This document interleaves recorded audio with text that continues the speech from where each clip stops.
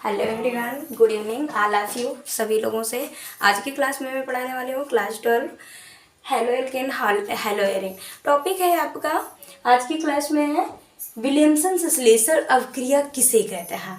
Williamson संश्लेषण अवक्रिया किसे कहते हैं, ताकि ये कैसा अवक्रिया है, मोस्ट इम्पॉर्टेंट है। कैसी है ये? मोस्ट इम्पॉर्टेंट, या आप यहाँ पे वेरी वेरी इंपॉर्टेंट रख लीजिए। ये पूछा जाने वाला ही क्वेश्चन है, सबसे इम्पोर्टेंट भी है। हमेशा क्वेश्चन पूछा जाता है विलियमसन संश्लेषण अवक्रिया किसे कहते हैं, या इसके केवल रासायनिक समीकरण पूछ ली जाती है, या तो इसका डिफिनीशन से पूछा जाता है, या तो फिर इसकी रासायनिक अभिक्रिया से पूछा जाता है। बात समझ में? वो भी कितने नंबर की आती है? 4 नंबर की। कितने नंबर का? 4 नंबर का आता है।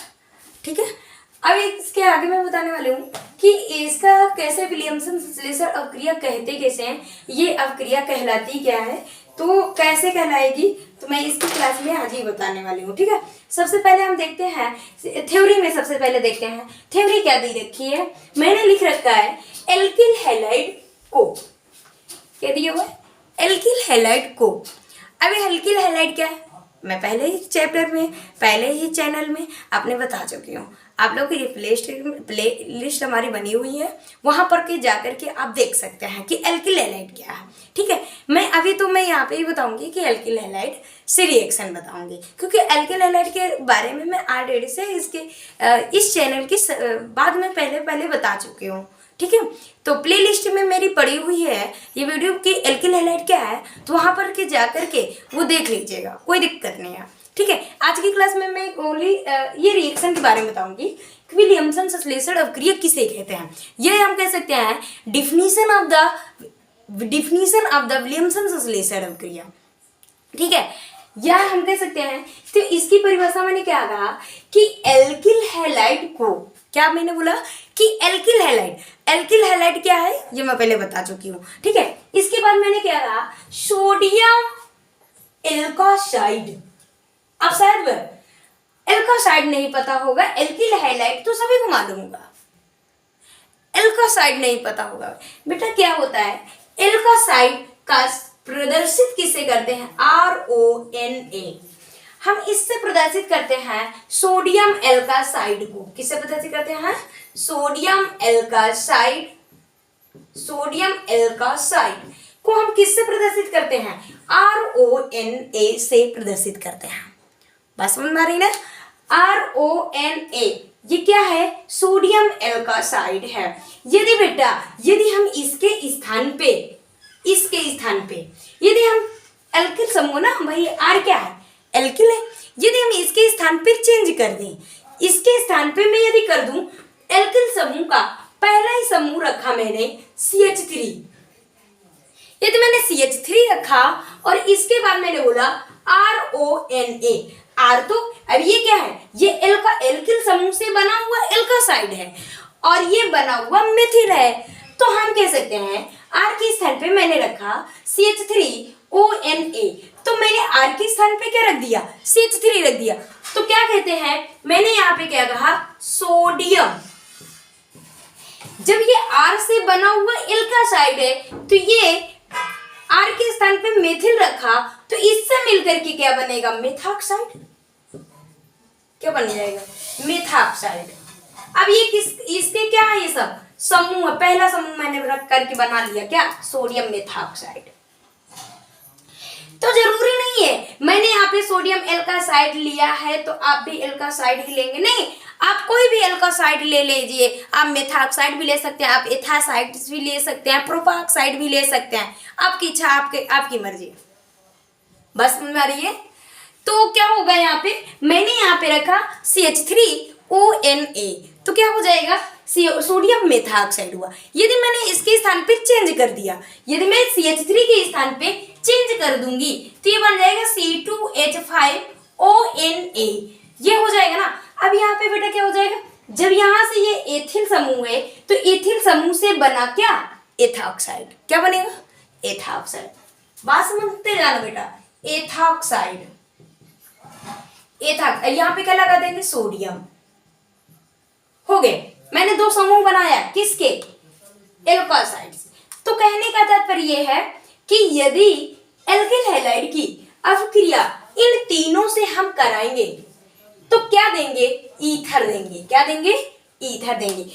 कहने का तात्पर्य है इनकी सभी की अवक्रिया यदि हम Rx के साथ करवाते हैं तो क्या देते हैं, सब रिएक्शन करेंगे इन सब से तो बनेगा क्या, ईथर। देखते हैं कैसे। भाई मैंने तो यही लिखा ना, एल्किल हैलाइड को सोडियम एल्कोसाइड के साथ गर्म करने पर ईथर बनता है। क्या बनता है, ईथर बनता है। अब आपको पता है होना चाहिए कि ईथर क्या है।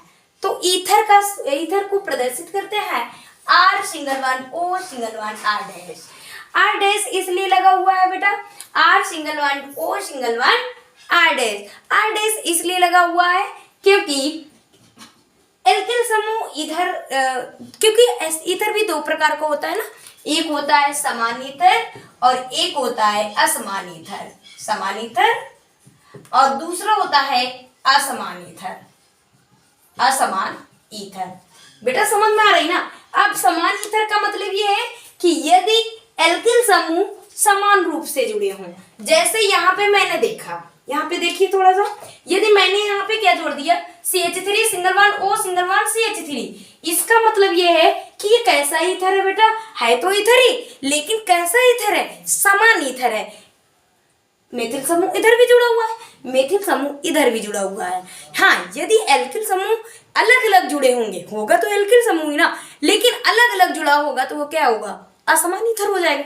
यदि इसके स्थान पे मैंने CH3 रखा और सिंगल वन C2H5 कर दिया तो ये असमान ईथर हो जाएगा, ये अब असमान ईथर हो जाएगा। लेकिन क्या ये R नहीं है, ये भी तो R है, ये भी तो R है। ये कैसा R है, ये भी तो R है, ये R है, ये सिंगल वन O है, सिंगल वन R डैश है। कहने का तात्पर्य यह है कि ये एल्किल समूह समान है और ये वाला दूसरा एल्किल समूह है, ये मेथिल समूह है, ये एथिल समूह है।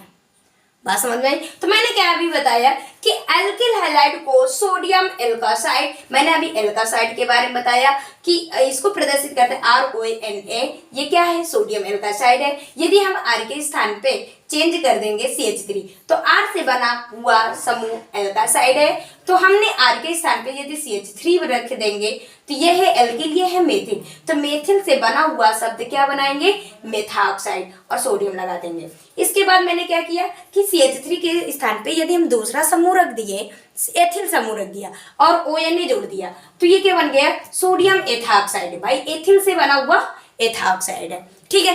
किसके साथ अवक्रिया कराएंगे इनकी, तो हम यदि इनके साथ अवक्रिया कराएंगे, एल्किल हैलाइडों की क्रिया यदि हम इनके साथ अवक्रिया कराते हैं तो क्या देते हैं, ईथर बनते हैं। यह अवक्रिया विलियमसन संश्लेषण अवक्रिया कहलाती है। इसका स्क्रीनशॉट लीजिए, मैं इसके बाद रिएक्शन बताती हूँ कैसे।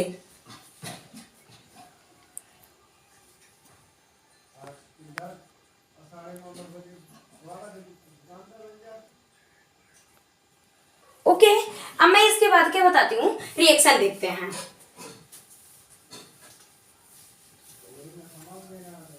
ठीक है, अब देखें जैसे मैंने रिएक्शन में लिया, रिएक्शन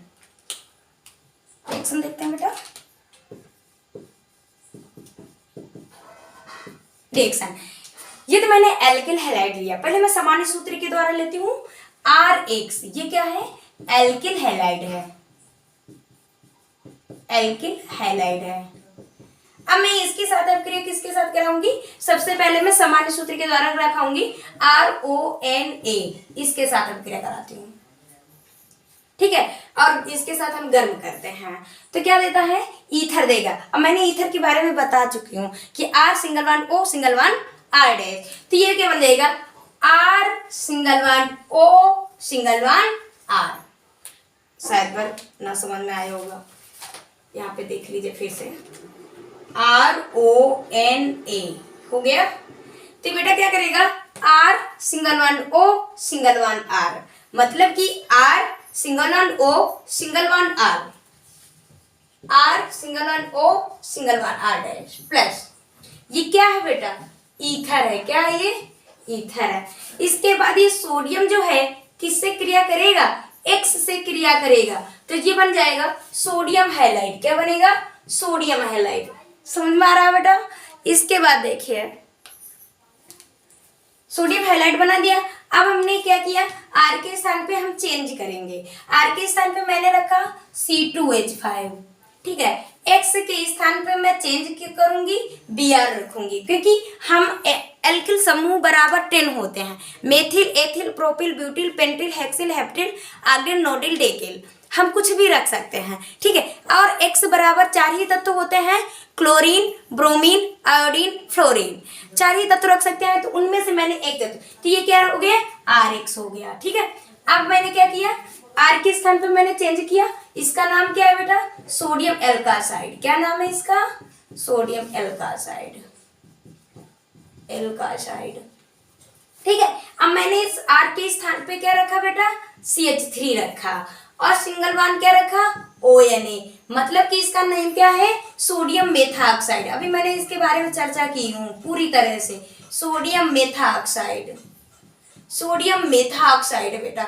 इसके बाद मैंने इसको क्या किया, गर्म किया, तो ये क्या बनाएगा, ईथर ही देगा। देखते हैं कैसा ईथर देगा। अब मैंने बताया था कि ईथर 2 प्रकार के होते हैं, एक समान ईथर, एक असमान ईथर। तो जो समान ईथर होता है उसमें एल्किल समूह समान रूप से जुड़े होते हैं, और जो असमान ईथर होता है वो एल्किल समूह भिन्न भिन्न से जुड़े होते हैं। तो मैंने यहाँ पे देखा कि C2H5, यहाँ पे क्या देखेंगे, C2H5 single bond O, single bond CH3, मतलब कि C2H5 single bond O, single bond CH3। तो ये कैसा ईथर हो जाएगा भाई, आसमानी ईथर तो होगा, लेकिन ईथर ही तो है। हम पढ़ क्या रहे हैं, विलियमसन संश्लेषण अभिक्रिया। तो ईथर बनाने की विधि, वो चाहे समान ईथर बनाए और चाहे असमान ईथर बनाए, वो ईथर तो बना रहा है ना, तो ये क्या कहलाएगा, विलियमसन संश्लेषण अभिक्रिया ही कहलाएगा।